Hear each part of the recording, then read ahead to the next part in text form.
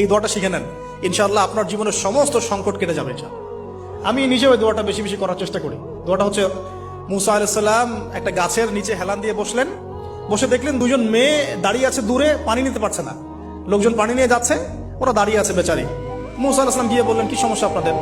তারা বললেন যে আমাদের বাবা অনেক বৃদ্ধ মানুষ, আমরা পানি নিতে পারি না যতক্ষণ না আমাদের কম পানি নিয়ে চলে যায়। মুসা আলাইহিস সালাম, তবে একটু বললাম না ফিজিক্যালি খুব স্ট্রং ছিলেন, থাকে না বডি বিল্ডার, সামনে গিয়ে কথা বলে, সরো পানি দিতে দাও, তখন মানুষ একটু মূল্যায়ন করে না। তো মুসা আলাইহিস সালাম এভাবে পানি নিয়ে দিলেন এবং বাছুরদেরকে পানি পান করালেন, করিয়ে গাছের নিচে এসে বসে আছেন। বসে বসে তিনি দোয়া করছেন, এই যে দোয়াটা তিনি দোয়া করছেন, রব্বি, একটা নেক কাজ করলেন, নেক কাজ করলেন না, মানুষের উপকার করলেন, নেক কাজ করে এসে গাছের নিচে বসে দোয়া করছেন, আল্লাহ এখানে তো আমার খাবার পানি বাসস্থান কিছুই নাই, আমি কি করব?